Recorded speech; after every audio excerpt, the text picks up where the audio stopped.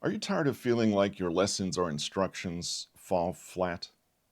What if the secret to truly impactful teaching lies not in what you know, but how you share it? Hello, listeners.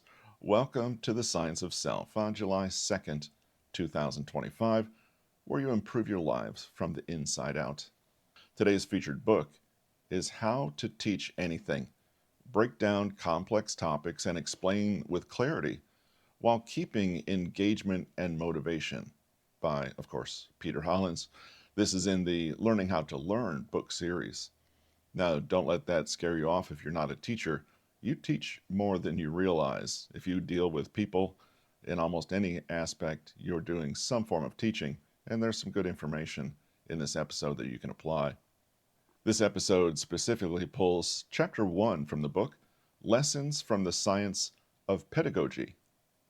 What is pedagogy, you might ask? Pedagogy is the method and practice of teaching, especially as an academic subject or theoretical concept. To get into the topic, Peter Hollins starts off with the 5 key pedagogical approaches. These are just frameworks for how you approach teaching or instructing. He lists 5: the constructivist approach, the integrative approach, collaborative, inquiry-based, and the reflective approach. Effectively using these approaches, of course, depends on the brain's strengths and limitations, and that's the next section in this chapter.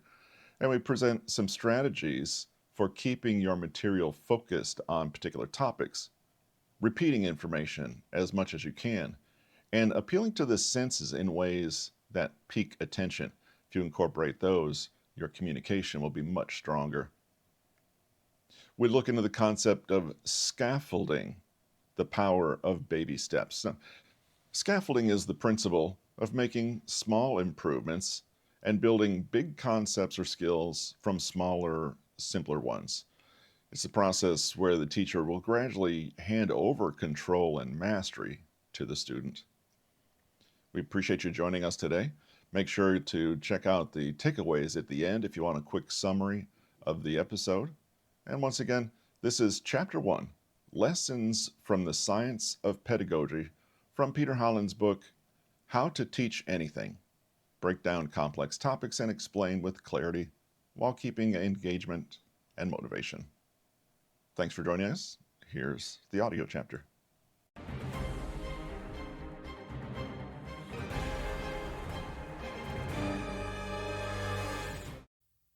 Imagine you're with a friend who has asked you to show them how to do something that you're an expert in. They know nothing and need to be taught. How do you go about doing this? Most of us are more familiar with being in the shoes of the student and not the teacher.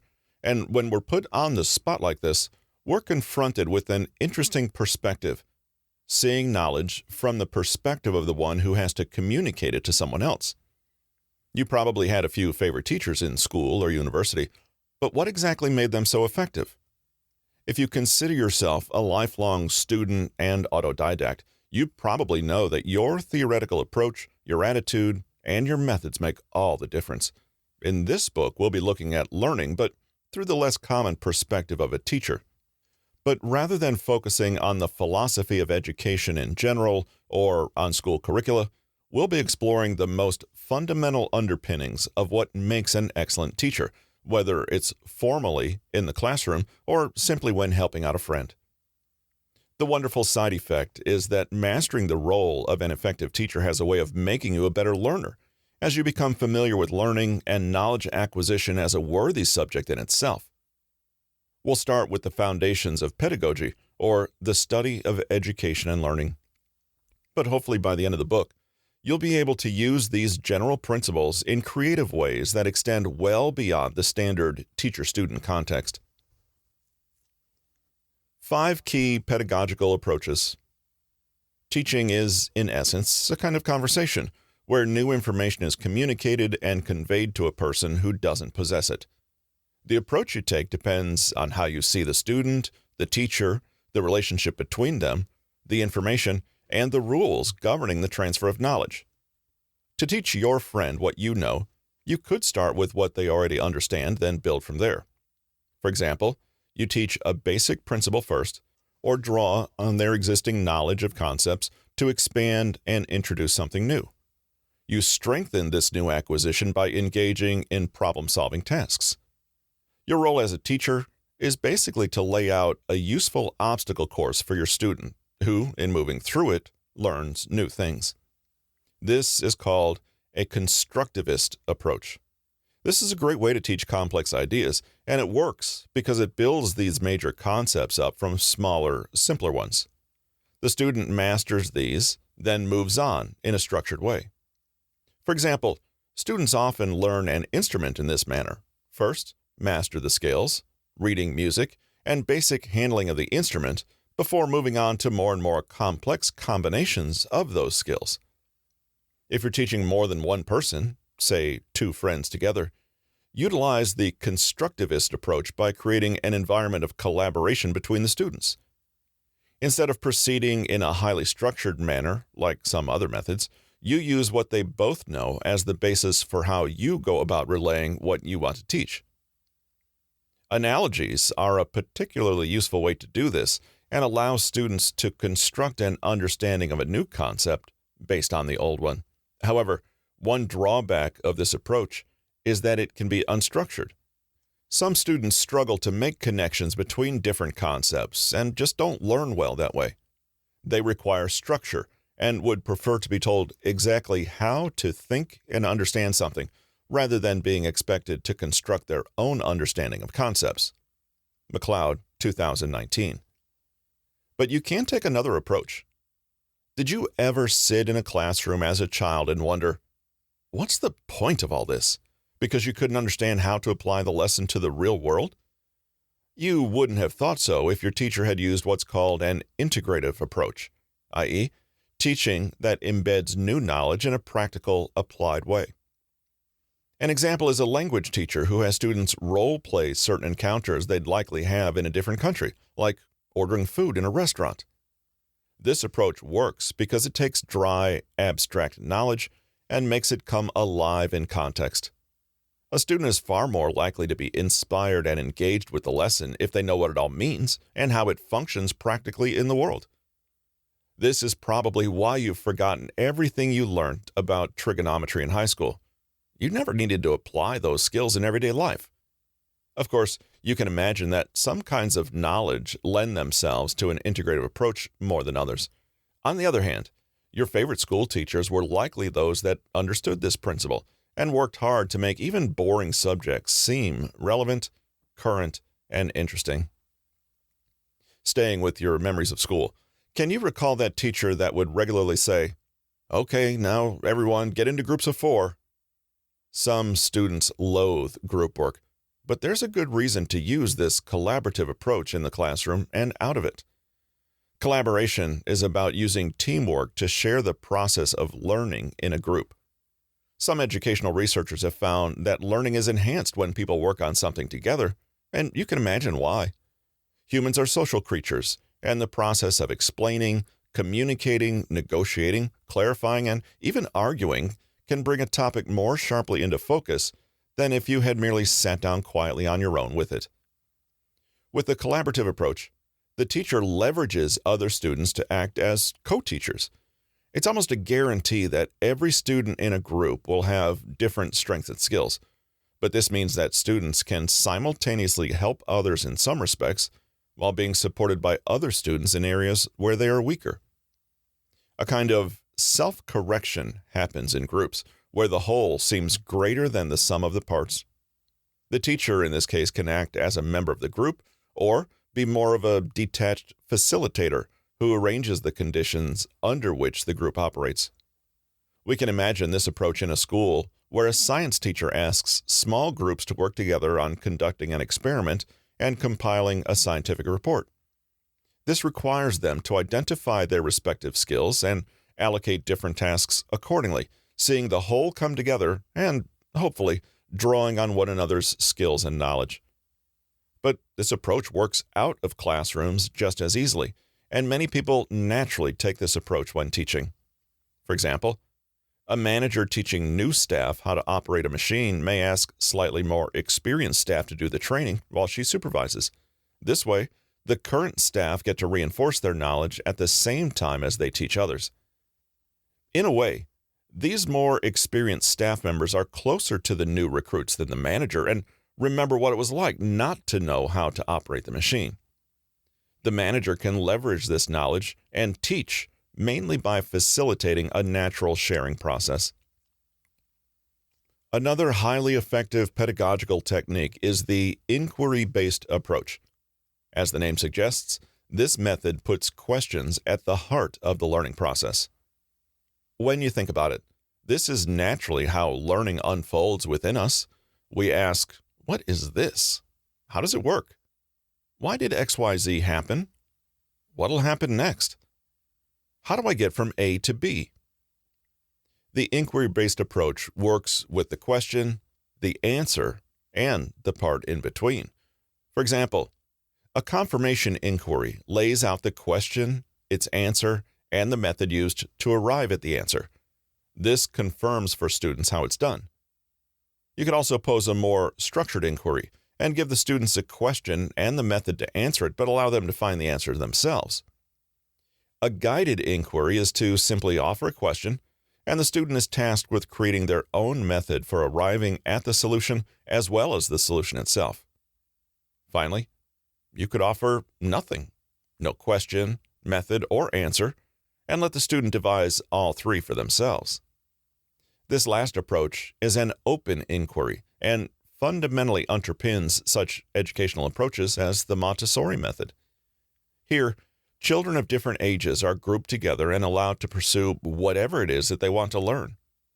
This leaves them to come up with their own questions pertaining to that interest, after which they devise methods to answer them too.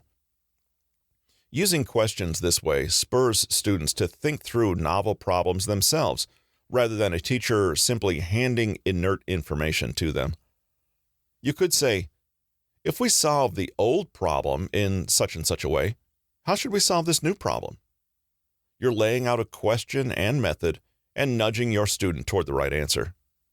On the other hand, you might hand a friend 3 books and ask them to devise a question they think best taps into the material contained in all 3.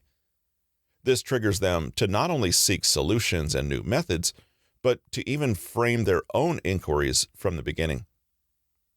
While this method has many benefits, such as its unique ability to foster curiosity, it comes with some drawbacks. For one, it can be very difficult for a teacher to prepare for an inquiry-based approach. Exhaustively teaching a concept through a series of questions and answers takes much more effort than other approaches. The method can also fall flat if your students can't answer the questions you've prepared for them. In the worst case, it might even make them feel embarrassed and lower their confidence, especially if they have learning disabilities or aren't quick thinkers. Gutierrez, 2018. If you're wondering whether these approaches can be blended, the answer is yes. The reflective approach, in fact, is one final pedagogical method that places regular reflection at the center of learning.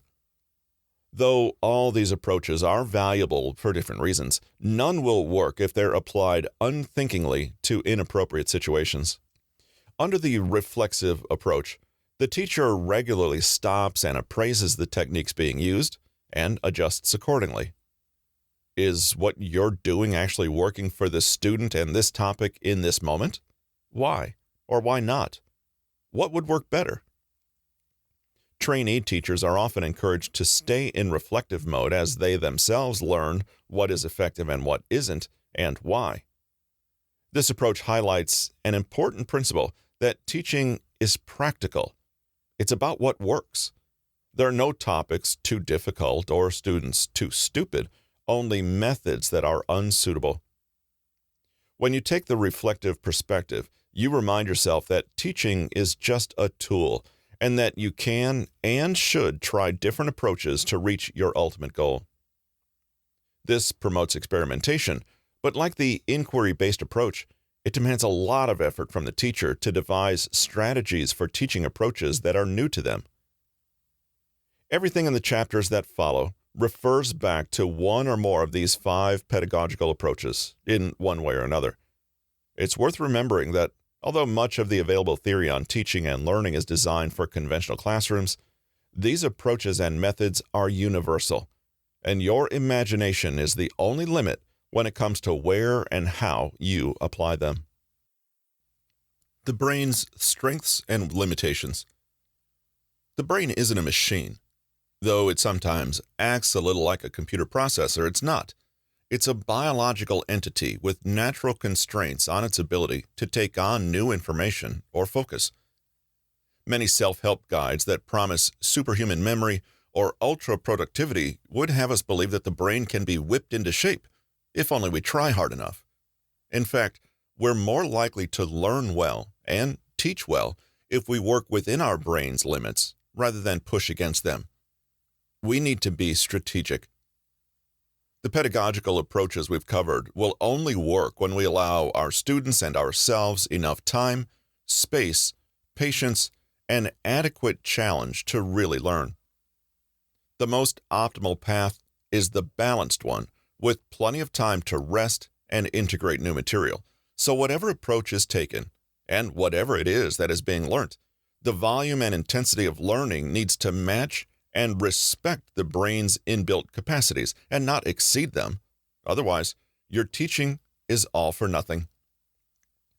Enter a model called the cognitive load theory, which is pretty much what it sounds like. In a nutshell, this theory reminds us that the brain can mostly only do one new thing at a time. Seeing this, we need to prioritize what that thing is. Psychologist John Sweller proposed the theory in 1998 to explain how the brain encounters, processes, and stores new information. When learning something new, we use our working memory, but once the information is assimilated, we commit it to long-term memory in the form of mental schemas. When we learn something new, it takes a lot more cognitive energy than retrieving something already learnt and banked. This is cognitive load, and just like your muscles have natural limits to the physical loads they can bear, your brain has limits to what it can mentally carry. Short-term memory, in other words, is a limited resource, and if we want to be the best learners or teachers we can, we need to work smart with what we have. One obvious way to enhance learning or teaching is to make efforts to reduce cognitive load. You want to get the most learning out of the least possible spend of cognitive energy. How can you do this? Well, if you want to move a massive pile of stones from here to there and you only have a small wheelbarrow, the method is obvious. You tackle it gradually, one small load at a time. This is like altering the content of what is learnt to make it easier to absorb. If you ask your student to break things down into chunks, to simplify, or to work with summaries, you are reducing cognitive load by altering the content the brain has to process. But there are other ways to lighten the load.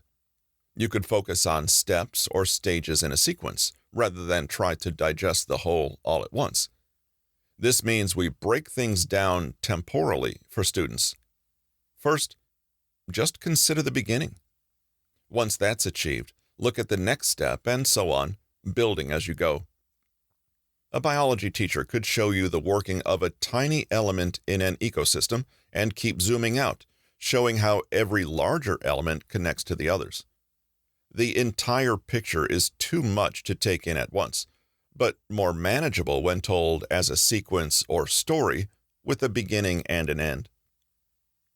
Put yourself in the shoes of someone trying to learn a new concept in chemistry. They might pick up a book on the topic and try to grasp it, but keep on encountering terms like optical chirality and enantiomers. They need to stop reading and go and look for definitions of these terms, but when they do, they realize there are even more terms they need to understand before they can comprehend those ones. Pretty overwhelming, right? The trouble here is that the person is attempting to work on two levels at once, juggling the use and application of certain concepts, while also trying to properly understand those concepts. There's too much in working memory and not enough in long-term memory to draw on. What happens? The brain is overloaded, and no new schemas can be built. If you're the teacher, however, and you understand cognitive load theory, The idea is that you can deliberately create a learning environment that guides your student in such a way as to decrease their cognitive load, direct their focus, and help them build up useful schemas step by step. In our example, a good teacher can say, "Look, you need to start with this concept first, then move on to this material, and then put it all together with this final piece here." The idea is to look at how the brain ordinarily learns new things and recreate that deliberately. Scholars and researchers who have examined this theory often disagree on exactly how it might be applied in the classroom. For example, does reducing cognitive load mean handing ready-made explanations to students so they expend as little cognitive energy as possible, which they could use to form new schemas? This certainly would fly in the face of the experience of many teachers who have found that providing partial solutions can be more effective. Another dilemma arises when considering the use of audiovisual materials. While these tend to reduce cognitive load when used sparingly, overdoing it can actually increase the cognitive burden.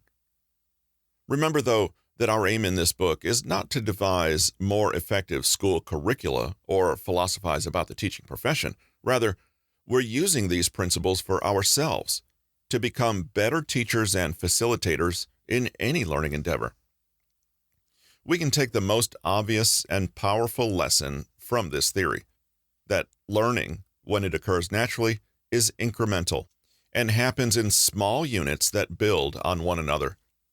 Also, if we hope to teach to our best abilities, we need to find ways to mirror this natural learning process and support it in the people we're attempting to teach. This means paying close attention to cognitive load. Does your student have enough stored knowledge to draw on? Are you presenting too many things at once? How are you pacing the delivery of information? And is this overwhelming or gently challenging your student? A related way of thinking about human learning is called the information processing model, where the brain is seen as a kind of computer. It begins with sensing and perceiving information, where we determine whether it's worth paying attention to. Then we hold this information chunk in our short-term or working memory for a few seconds, but unless we commit it to long-term memory somehow, it more or less disappears. The next step, if it happens, is the information is encoded and filed away in long-term memory in a mental schema, along with any cues to help with retrieval later on. The next step would then be retrieval, which is often triggered by a specific environment. So, how can we use this to become better teachers? Let's look at it through an example. Say you want to teach a group of people the benefits of using a certain product. First, you'll need to find ways to help this group retain the information in their sensory memory. As the name suggests, you do this by appealing to various senses, of which the most important are sight and hearing.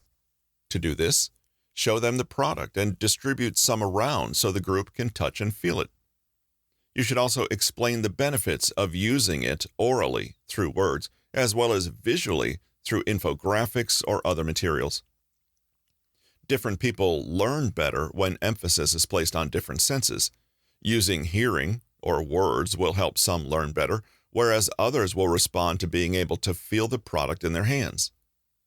Then, we need to ensure that sensory memory converts to short-term memory. Factors that influence this transfer are the amount of information that needs to be processed, the level of attention from the student, and individual cognitive abilities. Thus, if you can make the earlier step as interesting as possible to engage and gain the attention of your students, you'll activate their senses and help transfer their learning to short-term memory. The final step is to take this information and commit it to their long-term memory. This can be tricky, but repetition is key. Find novel ways to say the same thing so that you can drill the most important bits into the minds of your students. Keep the information you're providing focused and break everything into small, digestible parts. Connect it to a real-life purpose.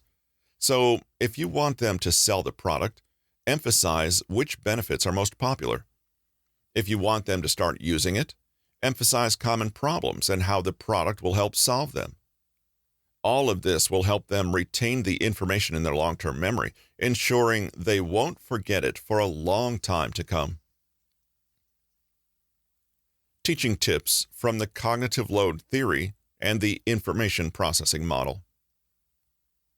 Knowing about the brain's architecture and its procedural processes, we can optimize learning.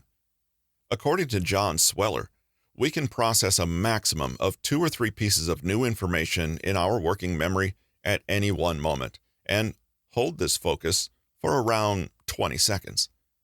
When we transfer something from working to long-term memory, we can be said to have learnt it. So, take your time. Break information into chunks and feed them into long-term memory slowly and steadily.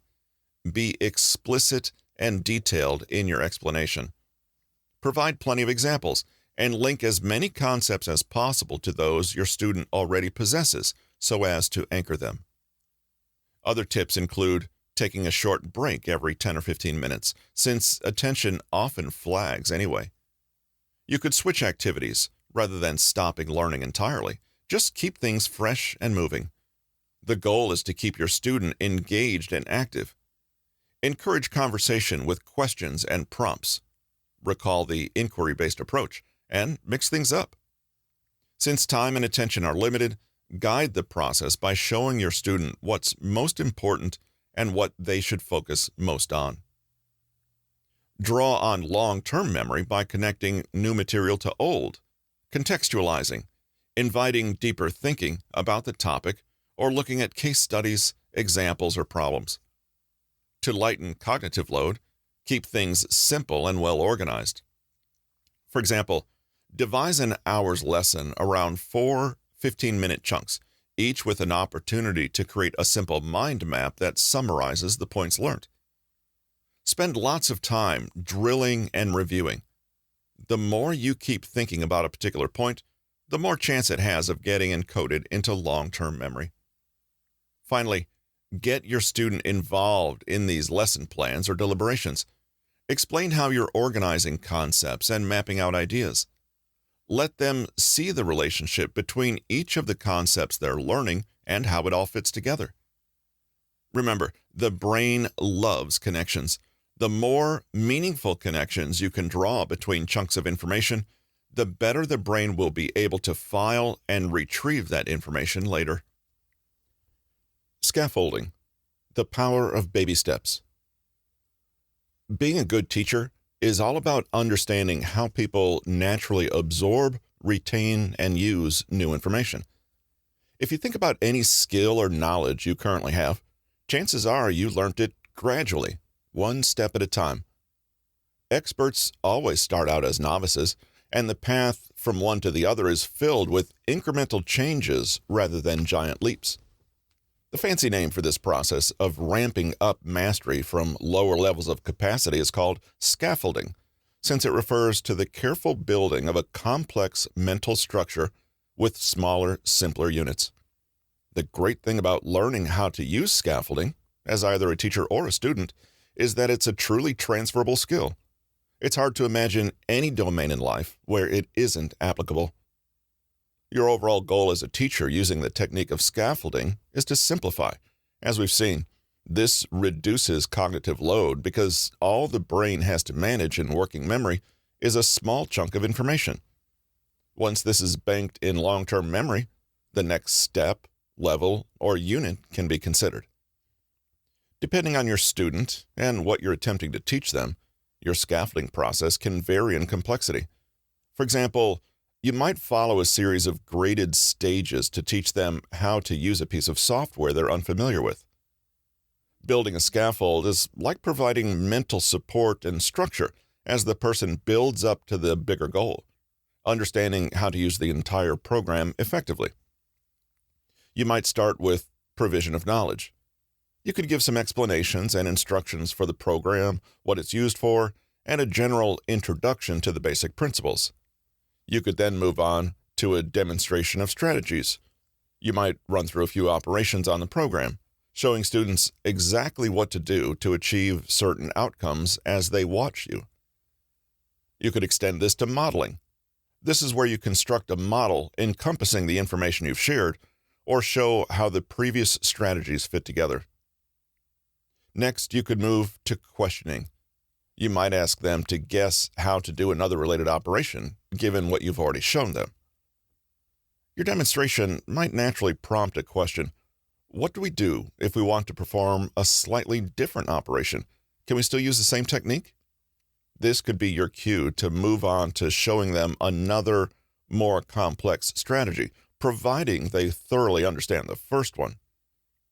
You could constantly make use of instructing as you go. Tell your student, you click here to do XYZ, or this is how you import a file. Throughout, you can offer feedback and correction. Ask a question, see how your student responds, and infer where their level of understanding is.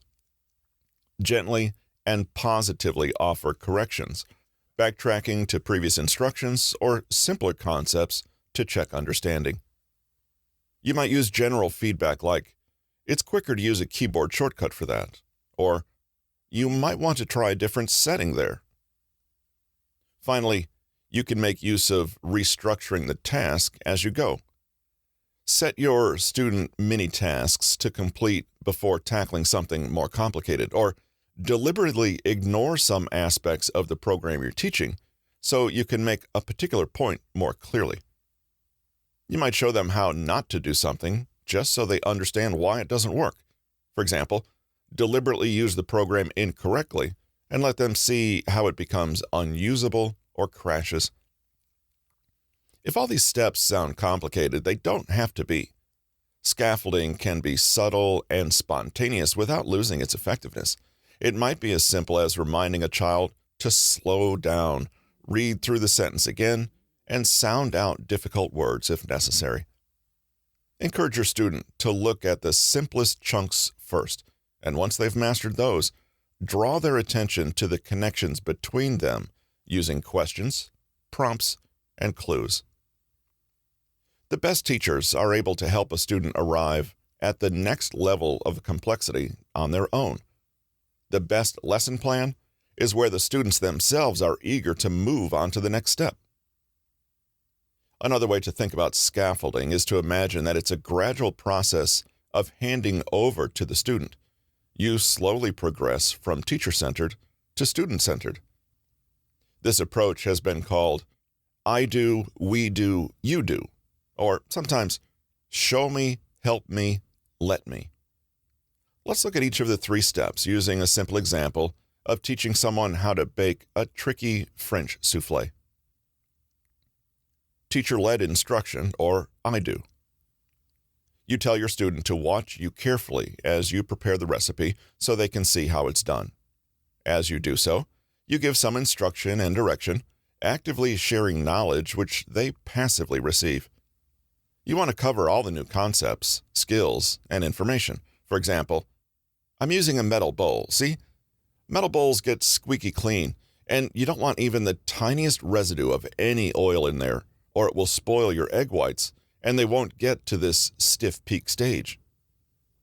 At this stage, you're making sure your student is oriented to new material and knows what the purpose of the lesson is.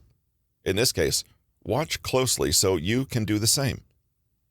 You want to clearly set limitations and goals, i.e., today we're making a perfect soufflé. Draw on any previous knowledge, give meaningful and relevant explanations, and even examples. Teacher and student cooperation, or we do. This is the part where you use training wheels and gradually ramp up your students' participation. You're still giving instruction, but it's now directed toward guiding their action. You could supervise them making a soufflé using what you've taught them, although you're still there doing some of the work and prompting and correcting as you go. It's about providing an opportunity to practice a new skill or retrieve some stored information, but with a little support, psychological and cognitive. Go one step at a time, remembering that sequences typically lower cognitive load, and use questions and prompts to lead the student to the next step. Okay, so now it's time to put it in the oven. Do you remember where in the oven it goes and why? Encourage your student to demonstrate their understanding or skill in a limited way at first. A little encouragement and positive feedback is always appreciated. Mistakes are a part of the process and will allow you to stop, adjust, and reinforce in the correct way. Student-led practice, or you do. The ultimate goal is for your student to be able to perform the skill or retrieve the information on their own without you. At some point, the training wheels come off. After some time, you might ask your student to prepare a perfect souffle for you from scratch without your supervision. This gives them the chance to independently demonstrate their progress and compare this against the goals you both set in the beginning. Obviously, if your student produces what looks like a deflated hockey puck that was recently on fire, it's time to go back to the drawing board and build better scaffolding.